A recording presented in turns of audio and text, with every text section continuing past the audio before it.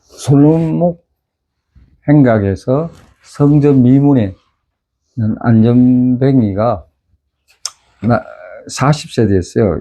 4장 22절에 보니까.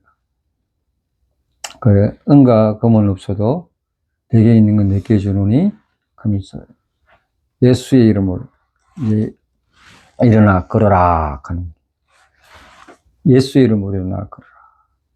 그렇게 했더니 문제가 생겼어. 그래가지고 이 시기하는 서기관들, 사두개인들이 이 사람들을 종교법으로 이렇게, 이 당시에는 이스라엘 민족들이 로마 차 밑에 있지만 종교 일치 사회라서 종교법으로 달아.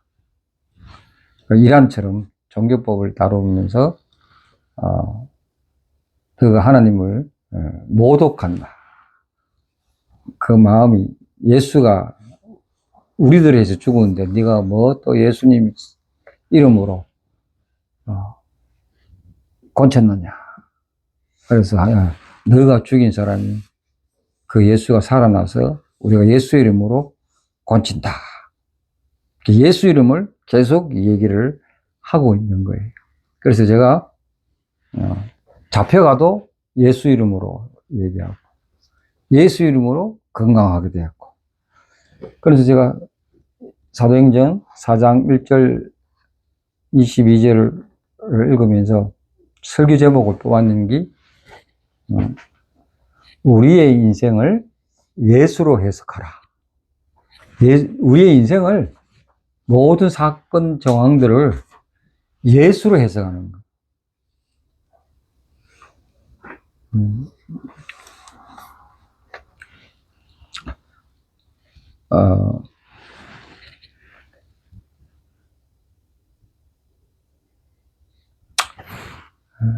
우리 동기부여 책들을 많이 읽는데 그보다 성경을 읽으면 동기부여 책 읽는 것보다 100배 효과가 있습니다.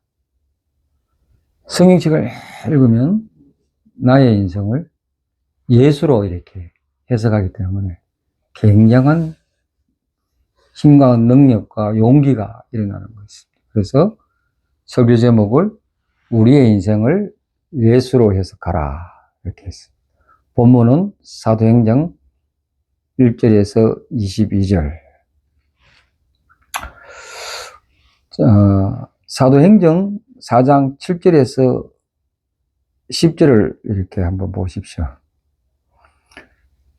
너희와 모든 이스라엘 백성들은 알라. 너희가 십자가에 못 박고 하나님이 죽은 자 가운데서 살리신 나사렛 예수 그리스도의 이름으로 이 사람이 건강하게 되었다.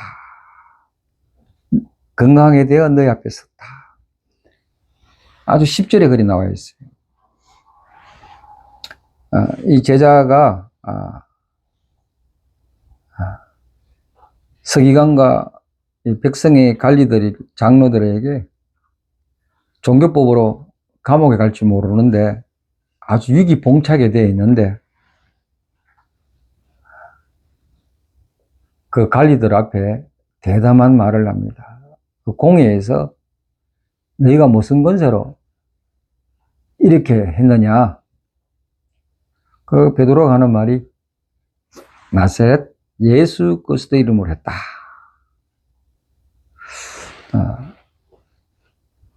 그 세상의 실적은 외모와 능력에 의해서 판단하지만은 베드로는 자기가 안 했고 예수 이름으로 했다.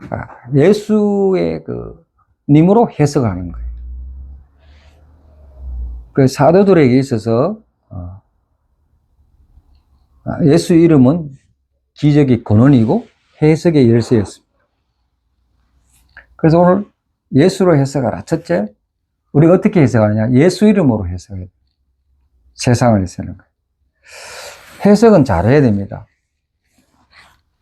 인생을 해석한다는 것은 내 인생을 돌아보는 거예요. 내가 잘 살고 있는지, 다른 길로 가고 있는지 돌아오는 해석한다는 거. 인생을 잘 해석하는 게 제일 중요합니다. 가난하게 살아도 부자로 살아도 인생을 어떻게 해석하느냐, 그가 의미가 있고 의미가 없고 달라지는 경우예요. 해석을 잘못하면 아무리 잘 살아도 불쌍해 보이는 거예요. 돈을 많이 벌었어. 근데 해석을 잘못해가지고 나는 맨날 이렇게 아프냐, 굉장히 가진 게 많아도 나는 왜 이렇게 혼자 외롭게 사느냐, 스스로 불쌍해져.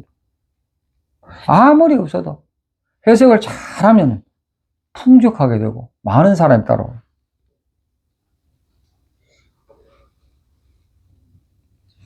우리가 안 좋을 일이 생길 때 친구끼리 하는 말이 있잖아요. 그거 좋게 생각해라.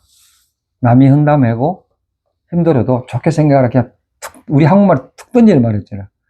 그만큼 그 해석은 중요한 것 같아요. 개떡같이 말을 해도 찰떡같이 말을 잘 알아들으면은 좋아진다는 거예요. 여러분, 그 해석이라는 거는 잘 아시죠? 요셉이 꿈을 많이 꾸어가지고 꿈을 잘 해석합니다.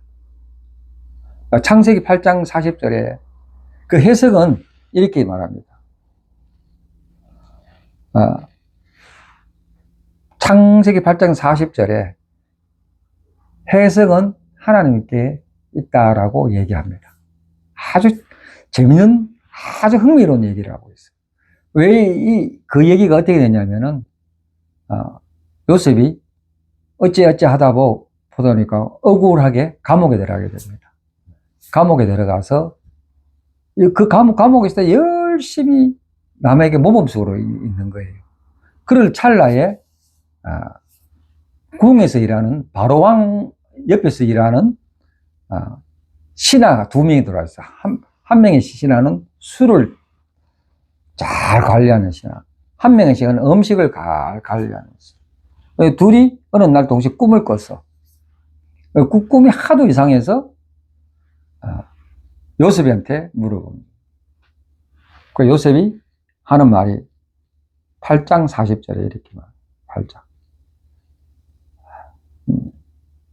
해석은 하나님께 있다라고 얘기합니다. 우리의 인생은 좋게 해석하는 것이 하나님께 있다랍니다.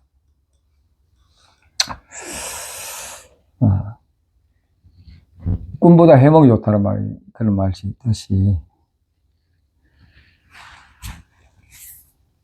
우리가 해석을 잘 하려면은 말씀 속에 살아야 돼요.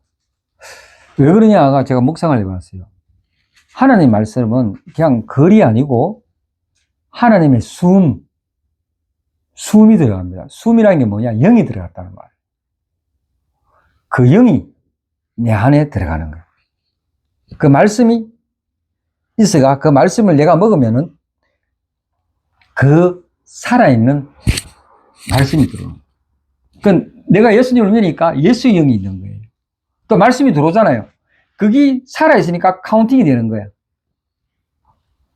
그러니까 그 말씀과 내가 자꾸 대화를 해. 그러면 무슨 문제도 이슈가 나오면 해답을 찾을 수 있는 게 해석이라, 해석. 그 해석을 해서 선포를 하면은 그게 바로 현실화 될 수 있다는 것은 예언이야, 예언. 그러니까 말씀을 잘 봐야 됩니다. 하나님 영이 들어가 있기 때문에. 그 영이 내 안에 있는 예수의 영과 부딪히면은 그게 성취가 되고 예언이 될 수 있어요. 이 굉장히 제가 말씀을 연구하다 이 굉장히 저한테 와닿았습니다. 제가 굉장히 이걸 맞다. 말씀을 많이 읽어야 인생 해석을 잘 할 수 있다. 이 얘기를 하고 있습니다.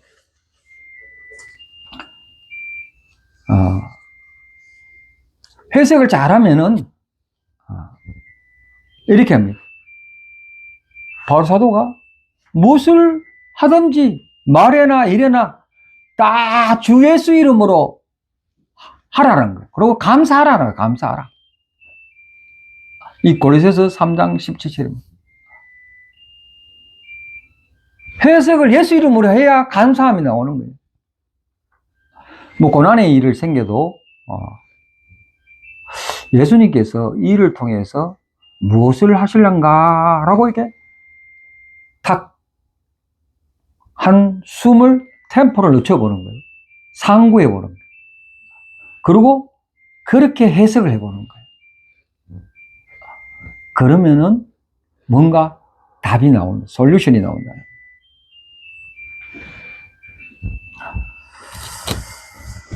두 번째, 예수 이름으로 해석하고, 두 번째는 예수의 시선으로 자신을 해석하라는 거예요. 예수의 시선. 예수님 항상 우리를 보지 않습니까? 자, 사도행전 4장 13절 다시 읽어볼까요?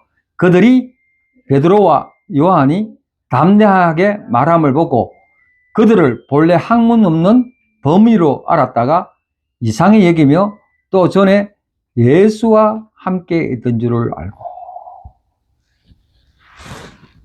베드로와 요한이 학문이 없고 평범한 어부였어요. 그 당시에 어부들이 학교를 안 다닌 것 같아요. 그래 그냥 그 사람들의 평범한 사람들이었다. 그리고 같이 있었던 예수를 따라했던 무리인 거야. 그걸 보고 깜짝 놀라는 거야. 베드로와 요한은 배운 적이 없지만은 예수와 함께 있었기에 그들의 삶의 해석이 달라졌습니다. 그들에게서 예수님은 존재의 기준이 되었어요. 그들에 있어서 예수님은 자신들의 정체성이었습니다. 고린도후서 5장 10절에 이렇게 말합니다. 그런즉 누구든지 그리스도 안에 있으면 새로운 피조물이라 확연하게 말합니다. 자기 정체성이 바뀌어졌다는 것. 이것이 내 안에 확각의 원칙으로 자리 잡아야 되는 거예요. 기억나십니까? 그 칠레 산호세에 탄광에 무너졌던 장로님 기억 안 나십니까? 2010년 8월 올 때 신문 TV에 대문짝이 나왔습니다. 33명이 기억나죠? 굴이 무너졌어요. 권사님 기억나죠? 굉장히 큰 빅뉴스에 났습니다. 저도 그 당시에 10년이니까 이거 캐나다에 있을 때 아니지. 캐나다에 있을 때는 아니지. 굉장히 큰 일이 났습니다. 그때 땅속 무너진 게 622m였어요. 자, 이래 있는데 622m야. 622m면은 몇 층입니까? 에? 도대체 몇 층이야? 100층이 넘나? 에? 200층이요? 200층 가까이 되는 거예요. 그 당시에 칠레 보건부 장관이 이렇게 말하는 거예요. 모기가 800m에 있는 거야. 그걸 맞추기보다 더 힘들다는 거예요. 그 600m에 있는 사람들을 못 구한다는 거예요. 못 구해. 그런데 거기에 갇힌 33명이 69일 만에 다 구출됐어요. 한 명도 죽지 않고 69일 만에. 그 원인이 뭐가 있었냐면 그때 작업반장이 루이스 우르수아라는 사람이 작업반장이었어요. 그 안에 20일 정도 갇히니까 물조차 얻게 되고 먹을 것조차도 얻게 되는 거야. 그게 사람들이 눈에 살기가 막 돌기 시작합니다.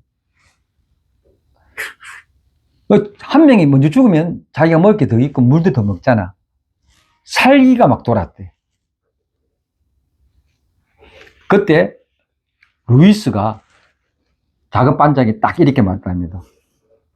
우리가 죽더라도 사람답게 살다가 죽자. 그리고 세 가지 원칙을 세웠답니다. 첫째, 가족을 생각하자. 두 번째, 나보다 힘든 사람을 위하여 도와주자. 두 번째. 세 번째, 생명을 부지할 정도로 채소 것을 나누어 먹자. 원칙을 세웠습니다. 죽더라도 사람답게 죽자.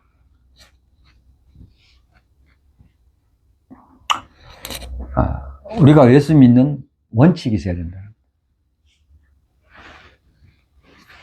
그게 뭐냐? 예수의 시선이 항상 우리한테 있어. 그 뜻은 뭐냐? 예수와 함께 살아가고 있다. 그 원칙이 내 마음에 인식되고 각인되어져. 항상 우리 안에 같이 있다. 머물러 있다. 머물러 있다는 말이 굉장히 중요합니다. 항상 머물러 있어요. 어디 가도 머물러 있는.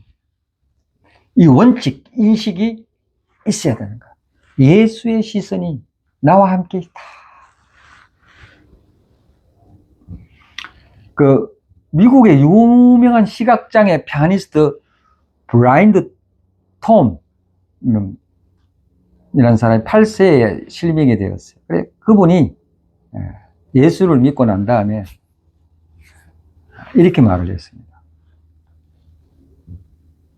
사람들은 내가 앞을 못 본다고 말하지만 나는 주님의 시선으로 세상을 봅니다.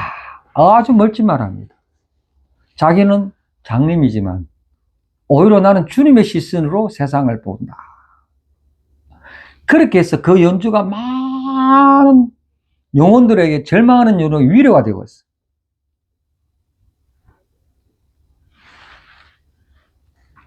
신앙인들은 세상의 기준으로 자기 자신을 판단하지 않습니다. 예수의 시선으로 나를 바라보고, 내가 비록 건강이 없고 내가 비록 못 살아도 예수의 신을 보면은 나는 은혜 받은 자라구나 라고 고백한다는 거예요. 찬양사역자 중에 김브라이언이라는 사람이 있습니다. 이 사람은 과거 폭력조직병이었어요.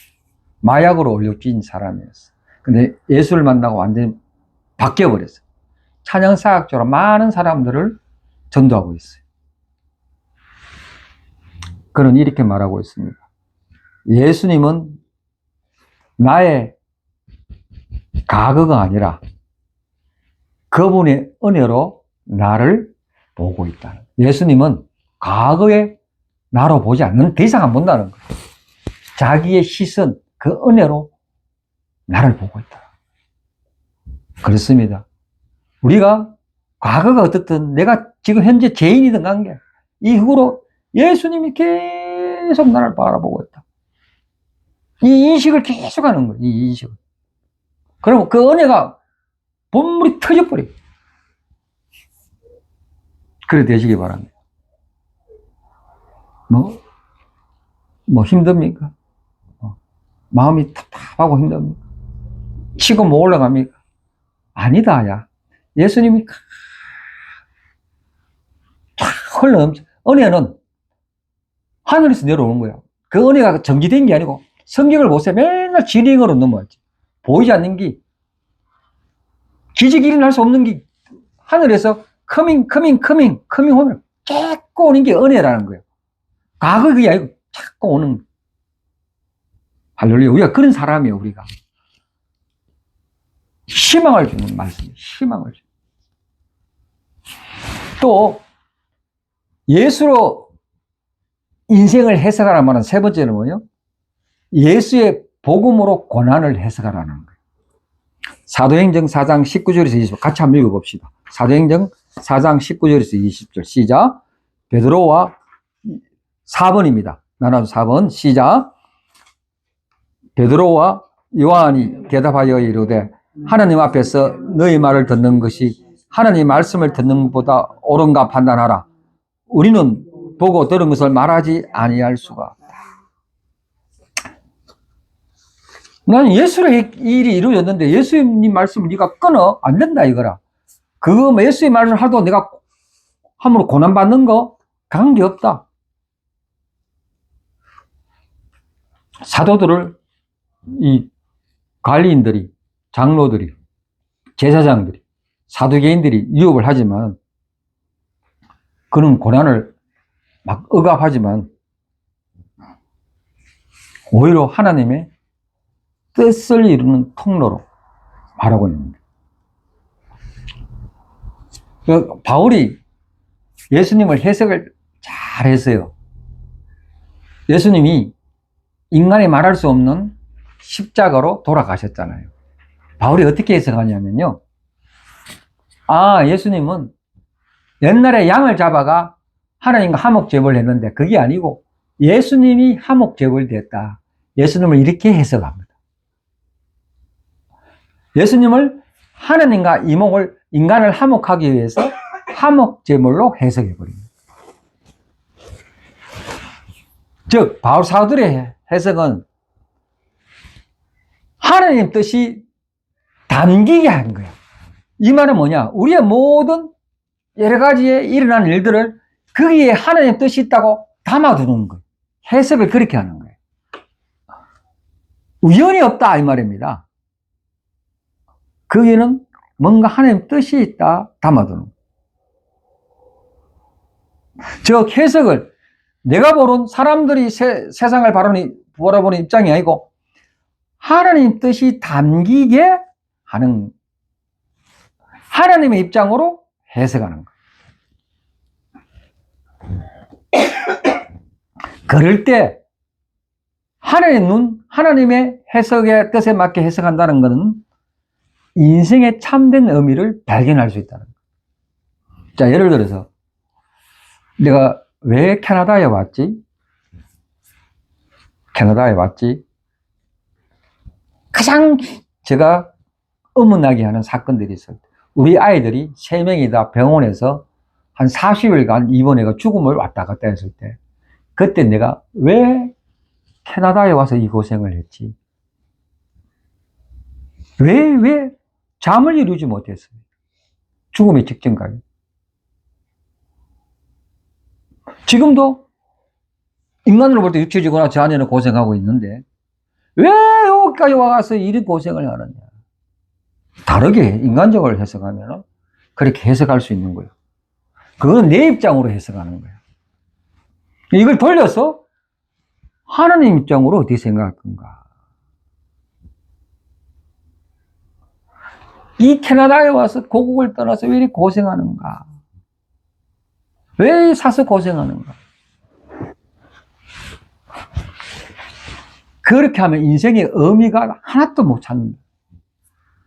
자, 예를 들어서 여러분 모세가 굉장히 유명하잖아요. 모세도 자세히 보면 바로 양자로 살다가 광야로 쫓겨나 버려요. 광야에서 떠돌다가 80세 부름받아가 그때 모세가 왜 나를 다시 부르느냐고 그 과정 속에 하나님의 섭리가 있었다. 몰랐죠 하나님 섭리가. 그게 하나님 섭리라 그런 거죠. 요셉 잘 알아요. 요셉 있잖아요. 요셉이 형들이 팔려가지고 애굽에 노예로 삽니다.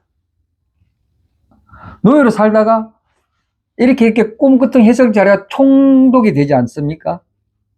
총독이 돼가지고 망하게 흉하게 될 때 이 총독이 잘 곡식들을 관리해서 옆쪽에 있는 부족 이웃 나라들에게 도움을 주게 될 때 그때 마침 자기를 노예로 팔던 형들이 이렇게 오게 됩니다. 나중에 그게 들통나죠. 그래서 그 형들이 요셉을 보고 이런 말을 했습니다. 자기들을 죽일까봐. 벌벌 떠는 거예요. 그러니까 요셉이 이렇게 말합니다. 형들은 진실 이렇게 나를 해하려고 했으나 하나님께서 그것을 선으로 바꾸사 오늘과 같이 백성의 생명을 구원하게 하시려고 하셨습니다. 이 말을 그대로 했어요. 하나님께서 선으로 바꿨다. 이게 인생의 해석이라는 거예요. 하나님 입장에서 말을 한 거고 생각했는 거예요. 내 인생을 내 입장에서 해석하는 게 아니고 하나님 입장에서 해석을 했다는 거예요.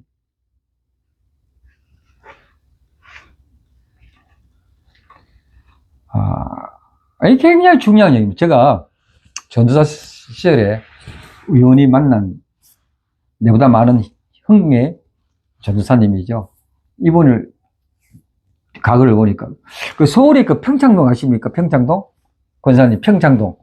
거기에 어마어마한 부자들 살고 장관들이 살고 있더라고요. 그 전도사가 거기에서 살고 있었는 거예요. 그 노지원이 나오는 그 텃밭 있잖아요. 그 장식 길에 거기서 촬영하고 이랬대. 근데 쫄딱 망하고 정신병원까지 갔대. 벽돌공장 하다가. 그러니까 막 신경시약 약 먹고 막. 근데 이분이 예수를 만나서 확 바뀌어버려요. 그리고 신학교 와가지고 저를 만났어요. 그리고 제가 홈리스 사역 장애인 사역한테 따라와가 그거 보고 눈이 꽂혀가지고 그 사역을 하더라고요. 그분이 이렇게 말하는 거예요. 자기가 이런 인생의 굴절을 가지지 않았다면 예수를 못 만났고 이런 삶을 살지 못했다. 거기 가면요 춤을 질질 흘리고 팔다리 없고 냄새 지진한 사람들 다 사모님하고 껴안고 사역을 하더라고요. 지금은 잘 되고 있다. 예수님으로 인생을 해석을 해버리니까 그 누구도 그런 삶을 살지 못하는 흉내도 못하는 삶을 살고 있더라는 거예요.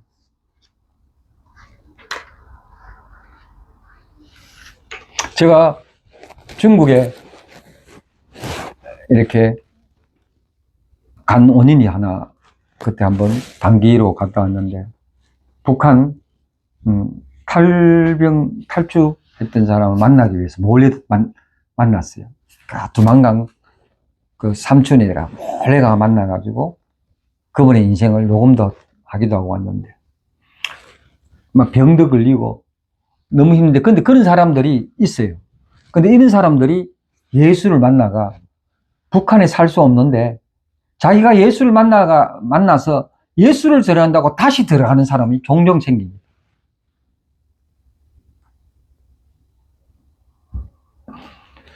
정말로 놀라운 일입니다. 예수의 이름으로 우리 환경을 해석하고 예수의 시선으로 나 자신을 해석하고 예수의 복음으로 우리의 고난을 해석해 보야 하는 거예요. 근데 이것이 잘 안 됩니다. 문제는 이거예요. 말은 이렇게 옆으로 여러분들에게 툭 던지는데 이게 잘 안 돼요. 그래서 빌립보서 5번 2장 5절에서 11절 다 같이 한번 읽어볼까요? 빌립보서 2장 5절에서 우리가 예수님을 해석하기 위해서 어떤 상태에 있어야만이 해석이 가능한가? 빌립보서 2장 5절에서 11절은 이 단서를 가지고 여러분에게 전하고 싶습니다. 시작. 너희 안에 이 마음을 품어라. 꼭 그리스도 예수의 마음이니 그는 근본 하나님의 본체시나 하나님과 동등됨을 취할 것으로 여기지 아니하시고 오히려 자기를 비워 종의 형체를 가지사 사람들과 같이 되셨고 사람의 모양으로 나타내사 자기를 낮추시고 죽기까지 복종하셨으니 십자가에 죽으심으로 이름으로 하나님이 그를 지극히 높여 모든 위에 뛰어난 이름을 주사 하늘에 있는 자들과 땅에 있는 자들과 땅 아래에 있는 자들로 모든 무릎을 예수의 이름에 꿇게 하시고 모든 입으로 예수 그리스도를 주라 하시는 하나님 아버지께 영광을 돌리게 해요. 너희 안에 이 마음을 품어라. 꼭 그리스도 예수의 마음이니. 예수의 마음이 없으면 예수로 인생을 해석할 수가 없어요. 내 마음대로 안 돼. 그 예수의 그리스도의 마음을 품으면 뭐냐? 그 말은 전제가 이거예요. 우리 안에 예수의 영이 신자들은 있다는 거예요. 그래서 예수의 마음을 품으라는 거예요. 품고 선포하라는 거예요. 신자의 영은요, 예수의 영이 반드시 있습니다. 예수의 영은 성령님이에요.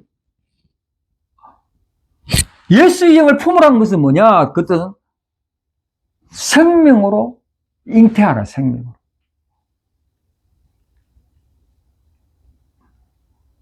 그 도대체 예수의 마음이 어떻게 이렇게 예수를 해석이 가능한가? 첫째 보니까, 둘째도 보니까 자기를 낮췄다는 거예요. 순종했다는 거예요. 하나님께. 복종했다는 거예요. 자기를 부인했다는 거예요. 자기가 없어지는 거지. 자기 예수의 마음을 부어. 다른 종교는 비오라 하고 끝나버리잖아요. 아니라 내려놓고 채워야 돼. 뭐로? 예수의 마음으로. 예수의 마음이 없으면 아무리 많이 갖고 있어도 더 나은 걸 더 많이 갖기 위해서 다 그거 경쟁의식이 자꾸 일어납니다. 예수의 마음이 오면 자족도 알아요. 예수의 마음이 없으면 불안, 초조, 갈등이 계속 일어납니다. 예수의 마음이 있으니까 바울사도 감옥에 갇히잖아요. 감옥에 가서 자기는 하나님을 찬양하는 거예요. 기뻐했다는 거예요. 감옥인데 왜 기뻐해요? 찬양하고 기뻐했다는 거예요.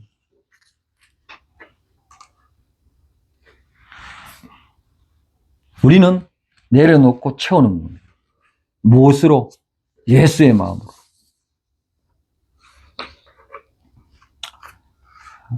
여러분 수바이치 박사 잘 아시죠? 아프리카. 근데 수바이치 박사를 따라갔던 간호사가 있었어. 이 사람이 메리안 프레민즈인데 그 아프리카 램버린이라는 도시에서 램버린 천사라고 얘기합니다. 이 따라갔던 간호사는 헝가리 귀족의 딸인데 화려한 인생을 살았어요. 근데 예수를 만났어요. 예수를 만나서 램버린이라는 그 아프리카 도시에서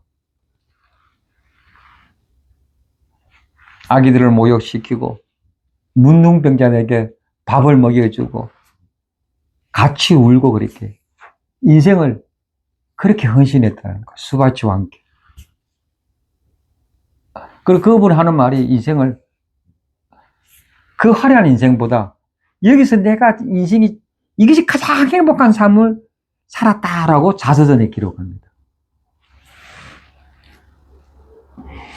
그녀의 인생은 예수의 마음으로 예수를 해석하였더니 완전히 다른 인생을 살았습니다. 그래서 이제 좀 정리하려고 하는데, 쭉 말씀을 보면은 예수로 인생을 해석했을 때 어떤 변화가 일어나는가 우리 요약을 좀 해볼 수 있습니다. 첫째, 예수의 인생을 해석하면은 어떤 변화가 일어나는가? 첫째, 따라합시다. 정체성의 변화. 예수의 마음이 있고 예수를 해석 정체성의 변화가 일어납니다.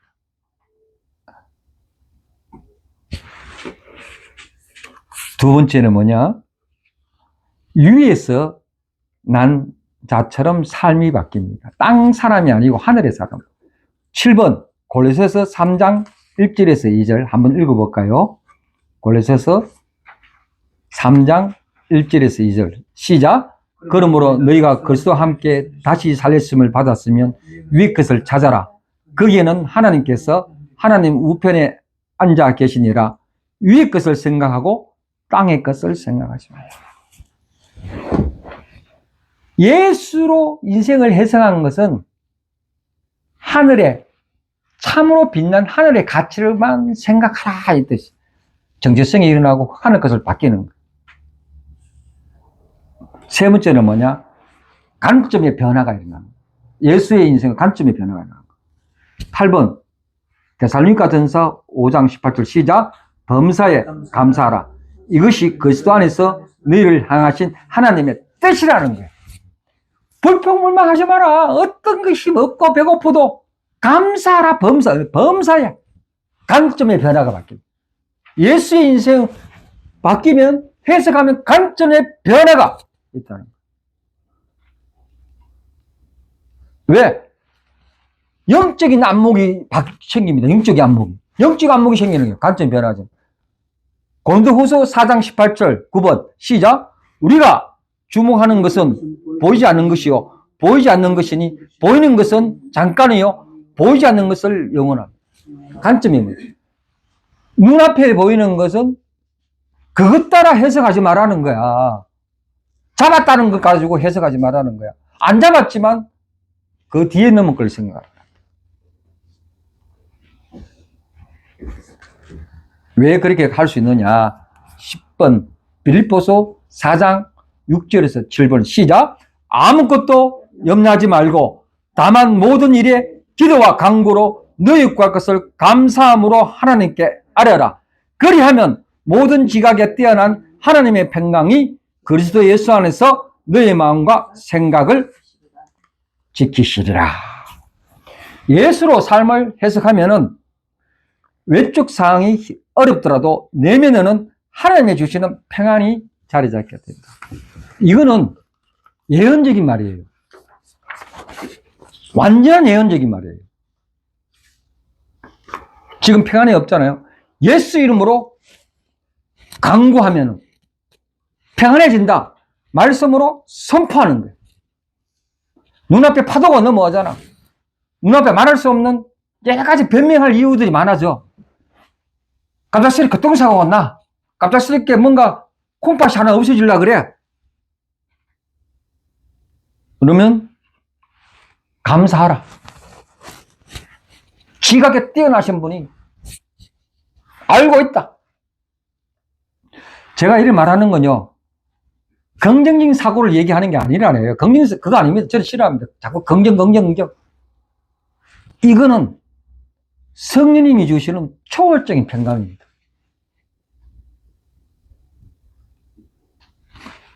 아멘. 예수님으로 해석하시기 바랍니다. 인생을. 하나님의 섭리의 창이 눈에 보입니다. 예수로 해석하면. 우리는 인생을 살다 보면 해석하는 일들이 많습니다. 자기를 해석하는 일, 남을 보면서 해석하는 일, 역사를 보면서 해석하는 일.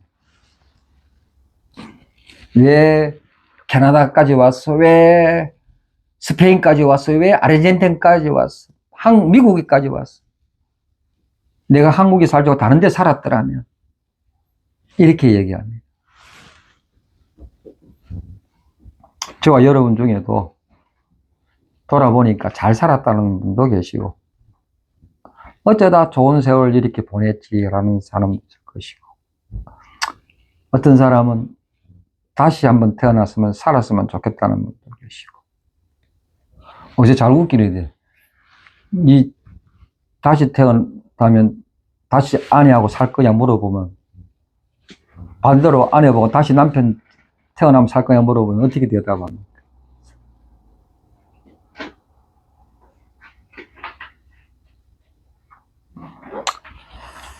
이처럼 인생을 해석하는 게는 인생 속에 하나님의 숨, 하나님의 영을 불어넣는 거예요.